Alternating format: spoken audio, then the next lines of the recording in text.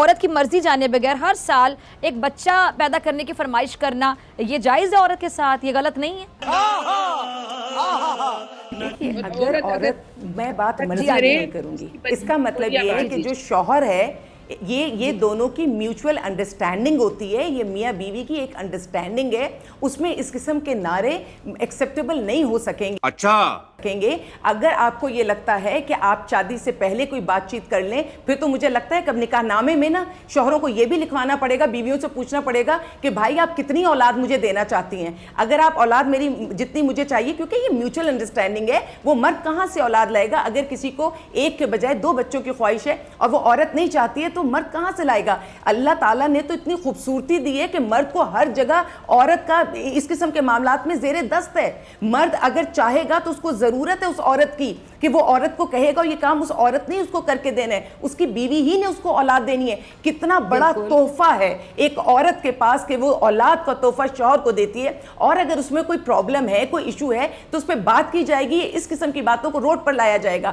ابھی ان کی بات ہوئی، ٹھیک ہے، فرزانہ جس طرح سے اس کو اون کر رہی ہیں، صبح جس پروگرام میں میں تھی وہاں جو ان کی آرگنائزر تھی انہوں نے ان نعروں کو اون نہیں کیا، انہوں نے کہا اچھا، اور ایک بات، خالی یہ ایک نعرہ نہیں ہے، وہ اور نعرے نہ میں اس کو بول سکتی ہوں نہ ان کو بولنا چاہوں گی، اس کے بعد ایک کے بعد ایک تواتر سے، یعنی جو اس قسم کے نعرے ہیں نا اس کے الگ الگ پوزیشنز، چیزیں بہت عجیب و غریب بتائی گئیں۔ اگر خالی اتنی تھی کہ بھئی میں نہیں پیدا کرنا چاہتی ہے، میں بیمار ہوں کوئی، تو یہ ایک الگ ایشو ہے، لیکن پے در پے جو نعرے سارے مل کر لگائے گئے، اور کھانا نہیں گرم کروں گی، آپ سوچئے تو صحیح نا کہ اللہ تعالیٰ کی خاصیت ہے کہ وہ کھانا کھلاتا ہے۔ یہ کتنی بڑی کرم نوازی ہے کہ یہ طاقت بھی اللہ نے عورت کو دی ہوئی ہے کہ وہ کھانا گرم کر کے دے گی۔ جو شخص آپ کو کھانا گرم کر کے دیتا ہے، جس لمحے دیتا ہے، وہ اللہ تعالیٰ کی خاصیت اس میں آئی جاتی ہے۔ اس کو بھی انہوں نے ایسا ایک ایجنڈا بنا دیا، ایک ایسی بحث بنا دی، موزہ نہیں لاؤں گی۔ میں تو کہتی ہوں اپنے شوہروں کو اس حد تک اپنا عادی بنا دو کہ وہ تمہارے بغیر سانس بھی نہ لے سکیں، ان کی ساری چیزیں تمہیں ہی معلوم ہونی چاہیے تاکہ تمہارے بغیر تو اس وقت تیار بھی نہ ہو سکیں۔ یہ بھی تو ایک سوچ ہو سکتی ہے نا، ساری سوچ کو نیگیٹو لے جانا کیا ضروری ہے؟ اور ایک نعرہ نہیں تھا، نعرے پہ اور بہت سارے نعرے جو فضا آپ بھی نہیں بولیں گی اور میں بھی نہیں بولوں گی، اور ان کو اون کرنے کے بعد تروڑ مڑوڑ ہم نہیں رہے، تروڑ مڑوڑ یہی رہے ہیں، کیونکہ انہوں نے آپ کو کہہ تو دیا کہ عورت نہیں چاہے گی تو اولاد نہیں پیدا کرے گی، پھر مرد کو شادی کرنے کی کیا ضرورت ہے؟